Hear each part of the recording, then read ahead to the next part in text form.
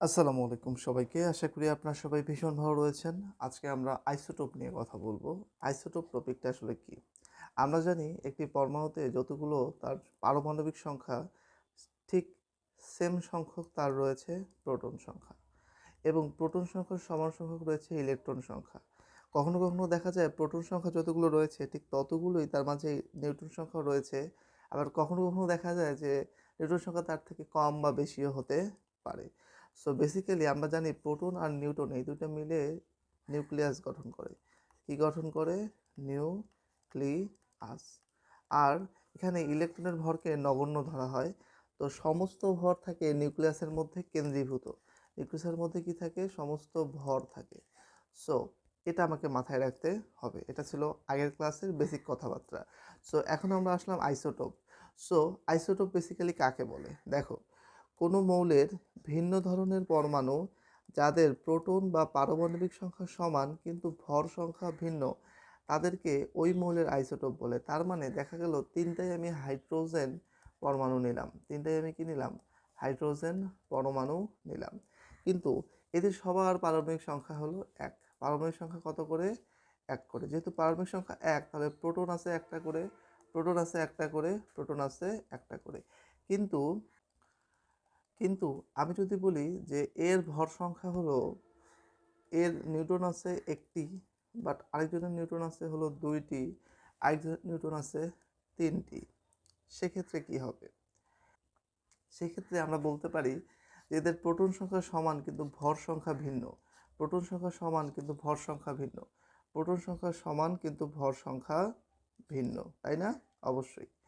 এখন একটা জিনিস খেয়াল করো, বলা হয়েছে একটি মৌলের প্রতিটি পরমাণুতে নির্দিষ্ট সংখ্যক প্রোটন এবং ইলেকট্রন থাকে, কিন্তু কিন্তু একটি মৌলের সকল পরমাণুর ভর এক নাও হতে পারে। ভর কেন চেঞ্জ হবে? যেহেতু প্রোটন সংখ্যা, ভরে তো দুইটা জিনিস থাকে, একটা হলো প্রোটন, একটা হলো নিউট্রন। এখন প্রোটন যদি ঠিক থাকে, মানে প্রোটনের যদি কোনো পরিবর্তন না হয়, তাহলে কে পরিবর্তন হতে পারে? নিউট্রন।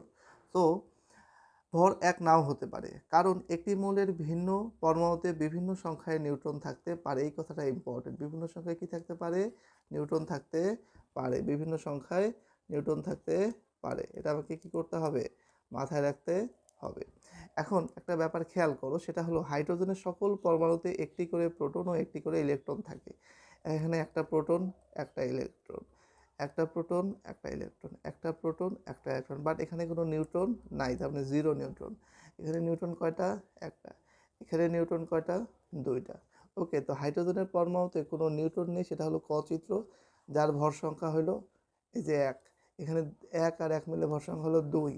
এখানে দুই আর এক মিলে ভর সংখ্যা হলো তিন। আবার খ নম্বর চিত্রে আমি দেখতেছি হাইড্রোজেনের কিছু পরমাণুতে একটি করে নিউট্রন থাকে, এদের ভর সংখ্যা হলো এক। এদের নামগুলো মাথায় রাখতে হবে। যেখানে নিউটন জিরো, সেটাকে বলা হয় প্রোট্রিয়াম। তাহলে একটা দিব জিরো, একটা দিব ওয়ান, একটা দিব, একটা কি হবে? একটা হবে হলো গিয়ে 2n। ওকে, এটা আমাকে মাথায় রাখতে হবে। তার মানে এক জায়গায় প্রোটন হলো একটা, বাট নিউটন হলো শূন্য। আবার হাইড্রোজেনের প্রোটন একটা, বাট নিউটন হলো একটা। আবার হাইড্রোজেনের প্রোটন একটা, নিউটন হলো দুইটা। একটার নাম হলো পোট্রিয়াম, এর নাম হলো পোট্রিয়াম, এর নাম হলো ডিউটেরিয়াম, আর এর নাম হলো টিট্রিয়াম। টিট্রিয়াম। ওকে, পোট্রিয়াম, এই যে পোট্রিয়াম, ডিউটেরিয়াম, একটা হলো টিট্রিয়াম। মানে তিনটা এক এক, যখন ভর সংখ্যা এক তার নাম পোট্রিয়াম, ভর সংখ্যা দুই ডিউটেরিয়াম, ভর সংখ্যা তিন যেটা হলো টিউটেরিয়াম। সো টেট্রিয়াম। তো এখন ব্যাপারটা কি, অন্যভাবে আমরা কি বলতেছি? আমরা বলতেছি কোনো মৌলের ভিন্ন ধরনের পরমাণু, কোনো মৌলের, মৌল কিন্তু সেম, মৌল চেঞ্জ না, সবগুলোই হাইড্রোজেনের আলাদা আলাদা ভেরিয়েন্ট। যেমন আইফোনেরই আছে আইফোন 11, আইফোন 12, আইফোন 13, আইফোন 14, 15, 16, 17, দুদিন পর 18 প্রো ম্যাক্স বের হবে। বোঝা গেছে? আলাদা আলাদা ভেরিয়েন্ট আছে না আইফোনের? ঠিক একইভাবে আমার এখানে কি রয়েছে? ঠিক একইভাবে আমার এখানে রয়েছে হলো গিয়ে হাইড্রোজেনের পরমাণুর ভেরিয়েন্ট। একটা হলো পোট্রিয়াম, একটা হলো ডিউটেরিয়াম, একটা হলো টেট্রিয়াম। শুধু যেমন মনে করো আইফোন 15, 16 আর 17, এর র্যাম হলো 128, এর র্যাম হলো, র্যাম অথবা রম মনে করো 256, আর এর র্যাম হলো 512। সো দেখো তো এখানে র্যাম রোমের আলাদা আলাদা ক্রাইটেরিয়া চেঞ্জ হচ্ছে, বিধায় তো মডেলগুলো চেঞ্জ হয়েছে, একটু একটু করে আপডেট হয়েছে প্রতিবার। ঠিক একইভাবে এখানে পোর্ট্রিয়ামের হলো 1 ভর সংখ্যা, ডিউটেরিয়ামের 2, ট্রিটিয়ামের হলো 3। আমরা এভাবে মনে রাখতে পারি। আশা করি এই জায়গা পর্যন্ত কারো তেমন কোনো সমস্যা নেই। সো কার্বনের বেশিরভাগ পরমাণুতে 6টি প্রোটন ও 6টি নিউট্রন রয়েছে, তবে কিছু কিছু কার্বনের 7টি বা 8টি নিউট্রনও থাকতে পারে। সো কার্বনের প্রধানত 3টি আইসোটোপ রয়েছে, তাহলে হাইড্রোজেনের আইসোটোপ হলো 3টি। সে নামগুলো মাথায় রাখবেন, সেটা পোর্ট্রিয়াম, ডিউটেরিয়াম এবং ট্রিটিয়াম। আর অপরদিকে কার্বনের আইসোটোপ হলো 3টি। এটা আমরা ভালো করে মুখস্থ রাখবো। এরপরে রয়েছে কি আইসোটোপের ব্যবহার। আইসোটোপের ব্যবহারে রয়েছে কৃষিক্ষেত্রে। তো সাধারণত আইসোটোপ অস্থায়ী আইসোটোপ বিভিন্ন ধরনের তেজস্ক্রিয় রশ্মি বা কণা বিকিরণ করে।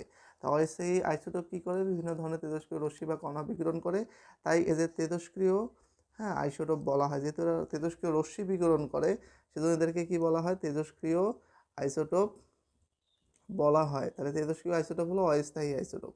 সো এই ক্ষেত্রে তেজস্ক্রিয় আইসোটোপের এই ধর্মকে কাজে লাগানো হয় এবং আইসোটোপের ব্যবহার নিচে দেখানো হলো। সেগুলোকে কৃষিক্ষেত্রে, এই যে চিকিৎসার ক্ষেত্রে কোথায় কোথায় আইসোটোপের ব্যবহার করা হয়, এটা আমাকে জানা থাকতে হবে। সেটা কোশ্চেন হতেই পারে। যেমন বিভিন্ন রোগ নির্ণয় নিরাময়ের ক্ষেত্রে আইসোটোপ ব্যবহার করা হয়। কোনো ক্ষুদ্র রক্তনালী ক্ষতিগ্রস্ত হলে রক্তনালীর মাধ্যমে নির্দিষ্ট কতগুলো মৌলের তেজস্ক্রিয় আইসোটোপ ব্যবহার করে শনাক্ত করা হয়, যে রোগ শনাক্তকরণের ক্ষেত্রে। ঠিক আছে। একইভাবে ক্যান্সার রোগে আক্রান্ত রোগীর ক্যান্সার কোষ আক্রান্ত, হ্যাঁ কোন কোষ, মানে ক্যান্সার কোষের শনাক্ত বা ক্যান্সার কোষ, কোন কোষটা ক্যান্সারে আক্রান্ত সেই কোষটাকে খুঁজে বের করতে কী করা হয়? আইসোটোপ ব্যবহার করা হয়। ক্যান্সার আক্রান্ত কোষ, কোষ ধ্বংস করা যায় তেজস্ক্রিয় আইসোটোপ ব্যবহার করে। তেজস্ক্রিয় আইসোটোপ ডাক্তারি যন্ত্রপাতিকে জীবাণুমুক্ত, মানে ওটাকে পরিষ্কার পরিচ্ছন্ন করার জন্য ব্যবহার করা হয়। প্রথমটা কি? রক্তনালীর বিভিন্ন ধরনের ক্ষয়ক্ষতি, এগুলো শনাক্ত করার জন্য, ক্যান্সার আক্রান্ত কোষ শনাক্ত করার ক্ষেত্রেও, ক্যান্সার আক্রান্ত কোষকে ধ্বংস করার ক্ষেত্রে এবং ডাক্তারি যন্ত্রপাতি জীবাণুমুক্ত করার ক্ষেত্রে। রক্তনালীর ক্ষতিগ্রস্ত হলে সেটাকে শনাক্ত করা। 2 নম্বর হলো ক্যান্সার আক্রান্ত কোষকে শনাক্ত করা। 3 নম্বর হলো ক্যান্সার আক্রান্ত কোষকে ধ্বংস করা বা ক্যান্সার আক্রান্ত কোষকে শনাক্ত ও ধ্বংস করা। এবং আরেকটা হলো ডাক্তারি যন্ত্রপাতি জীবাণুমুক্ত করা। আশা করি এগুলো আমরা পয়েন্ট আকারে কমপ্লিট করে ফেলতে পারব। এরপরে রয়েছে কৃষিক্ষেত্রে পতঙ্গ নিয়ন্ত্রণে আইসোটোপের তেজস্ক্রিয় রশ্মি ব্যবহার করা হয়। কখনো কখনো সার কী পরিমাণ ব্যবহার করতে হবে তা জানতে তেজস্ক্রিয় আইসোটোপ ব্যবহার করা হয়। এছাড়াও খাদ্যদ্রব্য সংরক্ষণে ব্যাকটেরিয়া সহ অনেক জীবাণু তেজস্ক্রিয় রশ্মিতে কী হয়? মারা যায়। তাই তেজস্ক্রিয় রশ্মি ব্যবহার করে খাদ্যদ্রব্য ফলমূলকে কী করা হয়? জীবাণুমুক্ত করে সংরক্ষণ করা হয়। এখানে এটা ইম্পর্টেন্ট, এমসিকিউতে আসার মতো। ভূতাত্ত্বিকগণ বৈজ্ঞানিক গবেষণার জন্য এটাকে ব্যবহার করেন। মানে কোনো ফসিল, মানে অনেক পুরনো যে জিনিসপত্র তাকে বলা হয় ফসিল। পুরনো যেই ধ্বংসপ্রাপ্ত যে জিনিসগুলো পাওয়া যায়, তাকে বলা হয় ফসিল। কোনো ফসিল স্থায়ী এবং অস্থায়ী আইসোটোপের অনুপাত থেকে বোঝা যায় ফসিলটির কত বছরের পুরানো। এখানে মনে হয় কার্বন-12 আইসোটোপ ব্যবহার করা হয়। এটা আমাকে মাথায় রাখতে হবে। তোমরা অনেকে শুনে থাকবে যে কোনো দেশে কোটি বছর পুরনো ফসিল, মানে কোটি বছরের পুরনো জিনিসপাতিকে ফসিল বলা হয়, সেটা পাওয়া যায়। তো এই ফসিল বা ওই পুরনো জিনিসটা কত বছরের পুরনো সেটা বের করা হয় তেজস্ক্রিয় আইসোটোপের মাধ্যমে। এটি জানা যায় আইসোটোপের ক্ষয় থেকে। কিসের মাধ্যমে? আইসোটোপের ক্ষয়ের মাধ্যমে। তো এখানে কার্বন-12 ইউজ করা হয়। সো এই ছিল বেসিক্যালি আইসোটোপের ব্যবহার। তো এখান থেকে প্রশ্ন কি? এক আইসোটোপ বলতে কি বোঝো?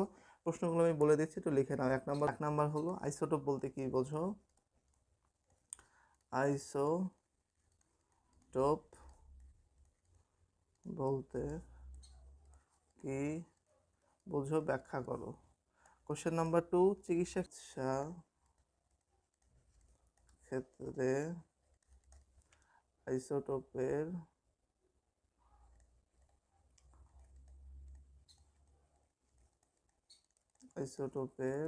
ব্যবহার লিখো।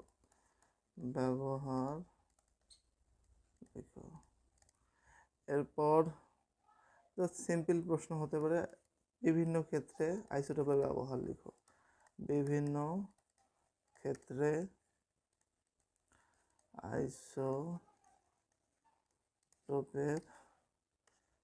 ব্যবহার লিখো। তো হাইড্রোজেনের 3টি আইসোটোপের নাম ও বর্ণনা দাও।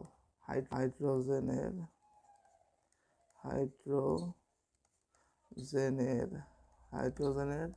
3টি আইসোটোপের 3টি আইসোটোপের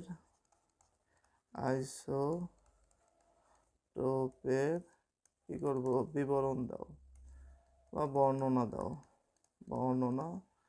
সেগুলোকে এই ডায়াগ্রামটা আর্ট করবা, আর্ট করে এই কথাগুলো লিখবা। তারপর লিখবা হাইড্রোজেন প্রোটিয়াম পরমাণুতে কোনো নিউট্রন নেই, তারপর সংখ্যা 1, এভাবে এই কথাগুলো লিখতে হবে। হাইড্রোজেনের ডিউটেরিয়াম যে পরমাণু বা যে আইসোটোপ, সেই আইসোটোপে কি নিউট্রন সংখ্যা 1টি, তাই এর ভর সংখ্যা হলো 2। আর অপরদিকে হাইড্রোজেনের ট্রিটিয়াম নামক আইসোটোপে রয়েছে এই 2টি নিউট্রন, তাই এর পারমাণবিক সংখ্যা হলো 3। এইভাবে আমরা দেখায় দিব। আশা করি ক্লিয়ার। সো এই ছিল বেসিক্যালি আমাদের আজকের ক্লাস। দেখা হচ্ছে নেক্সট ক্লাসে অন্য কোনো টপিক নিয়ে। সে পর্যন্ত সুস্থ থাকবে, সুন্দর থাকবে। আল্লাহ হাফিজ।